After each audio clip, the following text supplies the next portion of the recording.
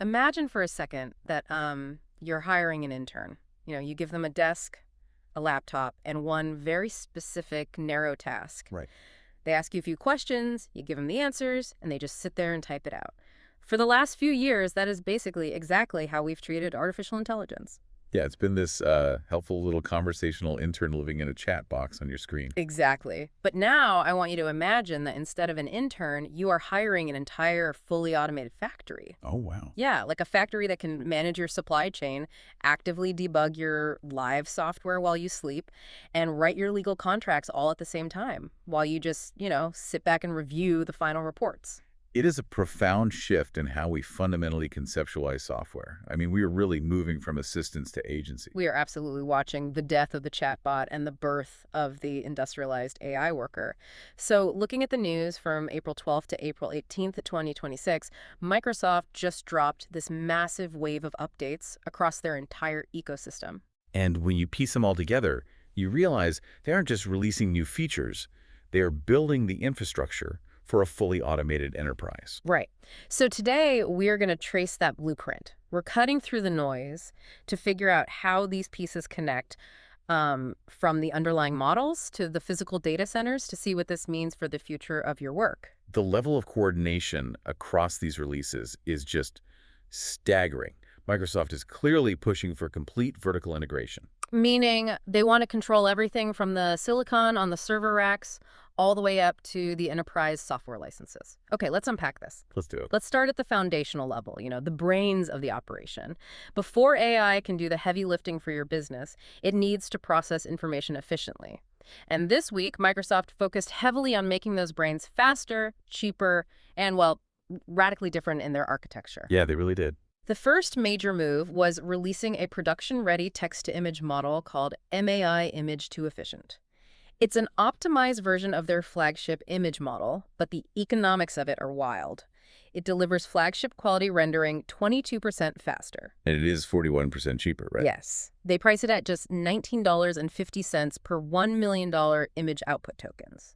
But wait, if they drop the price by over 40%, did they just strip out the complex rendering capabilities to make, like, a budget version? You would assume there's a massive trade-off in quality, but there actually isn't. Right. To understand why that specific price drop matters, you have to look at how businesses actually use image generation at scale. Okay. If you're just a consumer playing with a chatbot at home, waiting 20 seconds for a cool image is totally fine.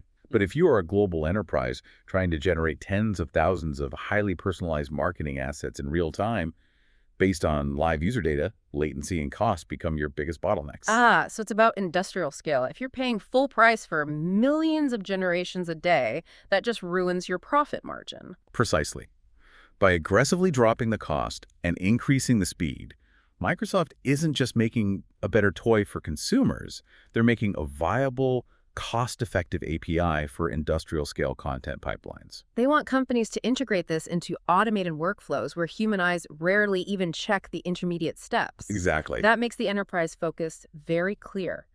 But they didn't just tweak image models, they also launched a new family of multilingual text embedding models called Harrier OSS V1. And this is where the architecture gets completely upended. Right, because standard embedding models, the ones that read text and turn it into numbers so the AI can search through it, they've always relied on what is called a bidirectional encoder. But Microsoft abandoned that. They shifted to a decoder-only foundation. And I have to push back a little here because standard embedding models seem to work fine for text search. Sure. Is shifting to a decoder-only architecture like trying to read a book backward and forward simultaneously just to find a single quote? I mean, why reinvent the wheel when the old way worked? Your analogy actually points right to the problem with the old way. For almost a decade, the industry standard has been bidirectional encoders. Think of models like BERT. Right. They literally try to read the whole sentence, forward and backward at the same time, to perfectly grasp the context of a single word. Yeah. That works beautifully for a paragraph. But what happens when you feed that model a massive 30,000-word legal document? Or a gigantic software code base. Its brain essentially breaks because it can't hold all that simultaneous context. Exactly. Traditional models struggle with scale. So to make it work, developers have to use a process called aggressive chunking. Where they chop it up into tiny pieces. Yeah, they chop the legal document into 100 tiny pieces, process them individually, and hope the AI can stitch the overarching meaning back together later.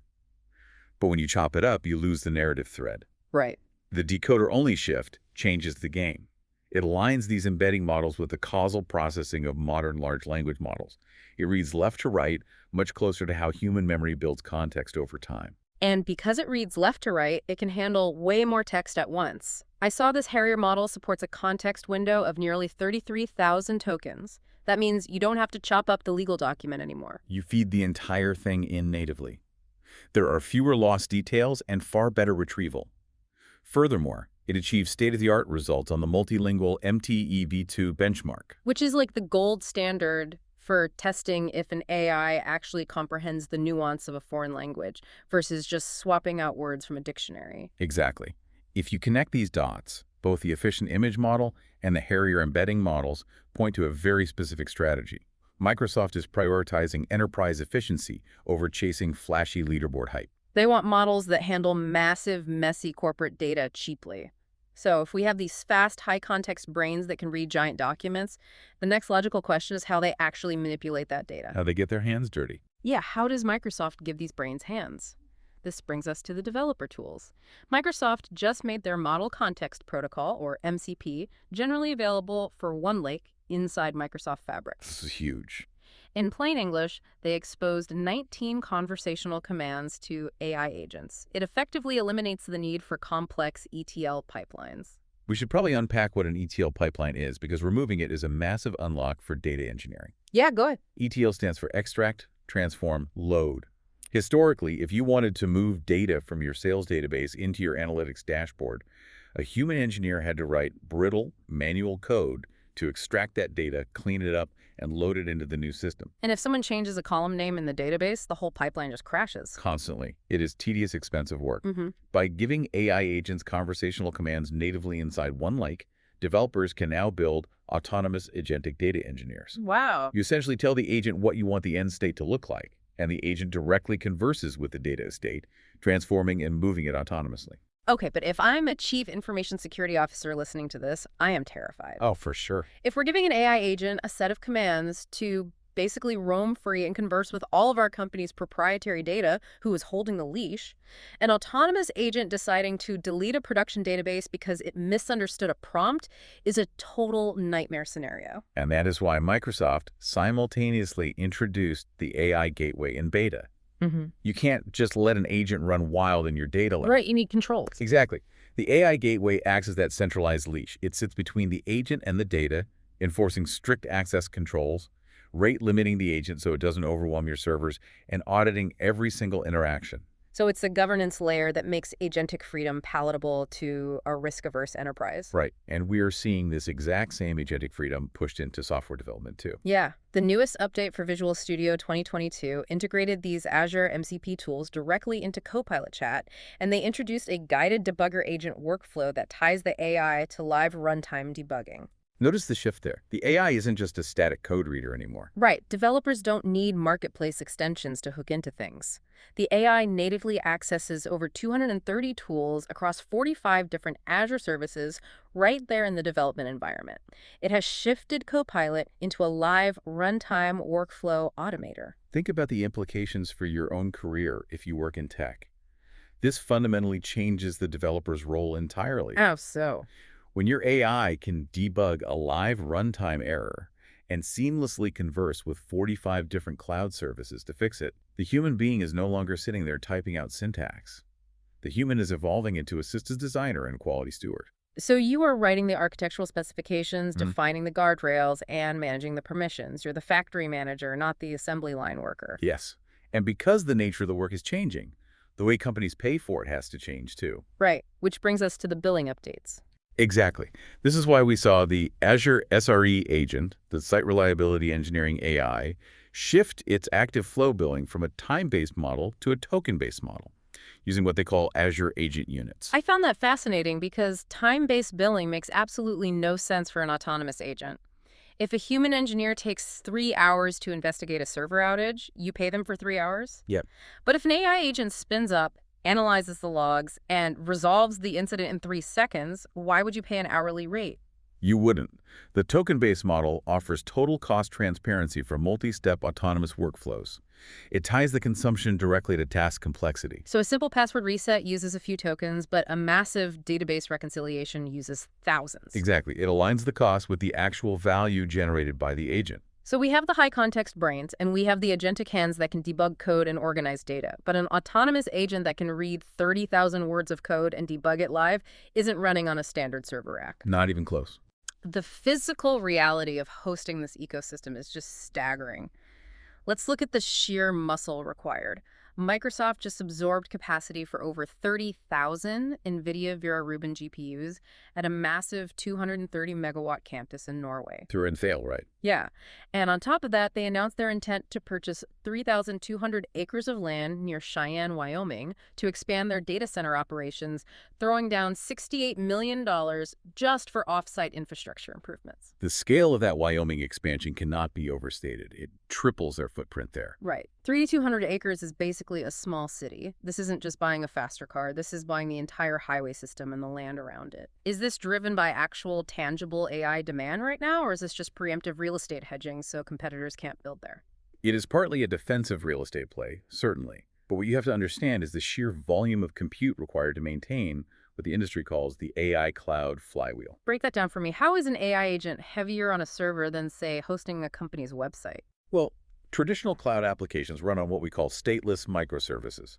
Think of a stateless service like a vending machine. All right. You put a coin in, you get a soda, and the machine immediately forgets you exist. It spins up, does a quick task, and spins down. It requires very little sustained memory. But an AI agent needs to maintain state. Right. Think of it more like a dedicated project manager. It has memory, it's orchestrating multi-step workflows, remembering what happened 5 minutes ago, and holding context open over hours or days. So that project manager needs a permanent desk, a whiteboard, and constant resources? Exactly. That requires continuous, massive, uninterrupted compute power. The 3,200 acres in Wyoming isn't just speculative. It is the physical footprint required to host millions of these stateful agents simultaneously without the grid collapsing. And if we look at the Norway facility, there is a very interesting backstory to that specific capacity. Oh, absolutely. The deployment slot Microsoft took in Norway was originally earmarked for OpenAI. Microsoft absorbing it signals a massive shift. They are securing European computing power independently, right ahead of the incoming EU AI Act enforcements. It's a strategic masterstroke for European data sovereignty, but it also reveals a subtle change in partnership dynamics. Microsoft absorbing OpenAI's relinquished GPU slots implies they are taking tighter first-party control of their AI infrastructure. Ensuring they have the premium frontier compute they need, fully independent of their partner's financial or capacity decisions. Exactly. Which brings us to the armor protecting this massive factory. With all these new agentic capabilities and a physical hardware footprint the size of a city, the attack surface for bad actors is growing exponentially. It is a massive target. We saw GitHub Copilot achieve FedRAMP Moderate authorization for U.S. government customers alongside rolling out strict data residency options for the U.S. and the EU. This unlocks highly regulated enterprise and government adoption, which is incredibly lucrative. But there's a catch. Yeah, I noticed it comes at a 10% premium increase on the base model cost for these compliant requests. So what does this actually mean for a business? Should we really have to pay a 10% premium just to keep our data private and compliant in our own region? It's a fair question. Shouldn't robust data privacy be baked into the base cost of enterprise software, not treated as a luxury upcharge? It is very easy to view it as an opportunistic upcharge. But if we connect this to the physical hardware we were just talking about, the economic reality becomes clear. Ensuring localized, FedRAMP-compliant inference processing means you cannot mix that data with general cloud traffic. Because if a government defense contract gets processed on the same server as a consumer asking for a muffin recipe, there's a risk of data leakage. Correct. You have to use dedicated, physically isolated hardware enclaves.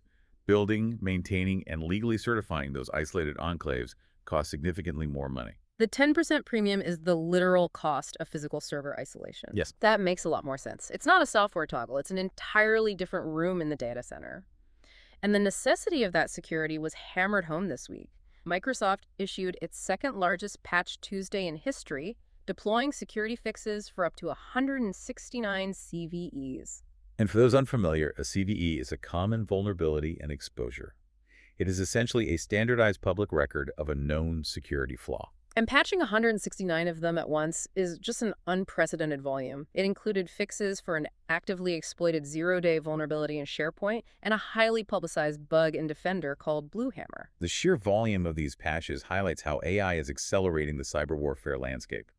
Attackers are using AI tools to scan networks and discover these vulnerabilities faster than ever before. But on the flip side, defenders are using AI to triage the logs, write the patches, and deploy them faster. It is an AI versus AI arms race playing out right there in the patch notes. Okay. As autonomous capabilities scale, the volume of threats compounds. So security and compliance at scale are becoming the most vital premium commodities in this agentic era. You aren't just paying Microsoft for the AI to write your code. You are paying them to ensure the AI's operating environment is an impenetrable fortress. Perfectly said. So let's look at the final piece of the puzzle. The infrastructure is built in Wyoming and Norway. The government compliance is paid for and secured. The models are cheap, capable, and embedded directly into the developer tools. Right. Who is actually buying this automated factory ecosystem right now? Microsoft announced a massive 5-year strategic AI collaboration with Stellantis. This is where the theoretical tech meets the physical economy. They announced over 100 AI initiatives across automotive engineering, sales, and a global cyber defense center. But the metric that stopped me in my tracks was this. Beyond rolling out an initial 20,000 Copilot licenses to their workforce, the deal targets a 60% reduction in Stellantis' physical data center footprint by 2029 as they modernize onto Azure. That is massive. Think about that. Stellantis trading in their physical server racks and legacy IT for 20,000 AI licenses and the Azure cloud. Is this like the ultimate cash for clunkers trade-in for enterprise IT? That is a brilliant way to frame it. What does a 60% reduction actually look like in practice? It means ripping out physical server racks, decommissioning cooling systems, reassigning or letting go of the maintenance staff, and replacing that massive capital expenditure with an ongoing Azure and Copilot subscription. Microsoft isn't just selling a chat tool that writes your emails anymore. No, they are acting as the core engineering partner for global manufacturers.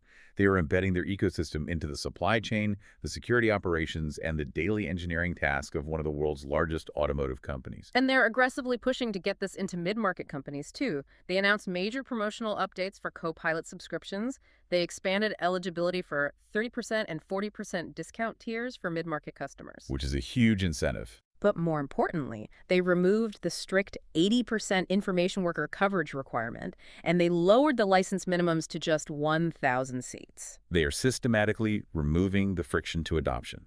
Previously, companies were hesitant because they were forced into massive company-wide commitments just to get the discount. By dropping the requirements, Microsoft is unblocking stalled deals. Exactly. They want to transition customers from small, localized pilot programs into organization-wide rollouts. They want everyone in the building using the AI. When you combine the Stellantis deal with these promo updates, the endgame is crystal clear.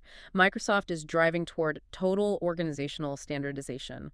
They want every layer of a business, from the data engineer querying OneLake to the HR rep writing an email, operating exclusively within the Copilot ecosystem. It is a highly coordinated push. Every piece of news this week feeds into the exact same objective. It really does. I mean, in just 1 week, April 12th to the 18th, we saw Microsoft release 41% cheaper image models to handle industrial content pipelines. We saw them give autonomous agents the conversational keys to navigate the massive OneLake data estate. Right. They bought 3,200 acres in Wyoming to host these stateful, heavy compute agents, secured FedRAMP compliance for the U.S. government, patched 169 security flaws in a single day, and signed a massive automotive deal with Stellantis to literally shrink their physical IT footprint. This isn't an evolution of software, it is a replacement of it. It brings up an incredibly vital question, and it's something I want to leave you to think about as you look at your own industry. What's that? If Microsoft is successfully building AI agents that can automatically resolve code conflicts and debug live runtime errors, and global giants like Stellantis are willingly shrinking their physical IT footprints by 60% to move to this automated cloud, what happens to the traditional IT worker? Wow. In 5 years, will anyone actually be manually writing code or racking physical servers? Or will we all just be systems designers, writing specifications and holding the leash for the AI that does the real work? It's a staggering thought, and it brings us right back to our intern. We didn't just hire an intern this week, we broke ground on the automated factory, and we are handing the keys over to the machines. Thank you for joining us on this deep dive. We hope you feel equipped, well-informed, and ready to navigate whatever the AI world brings us next week.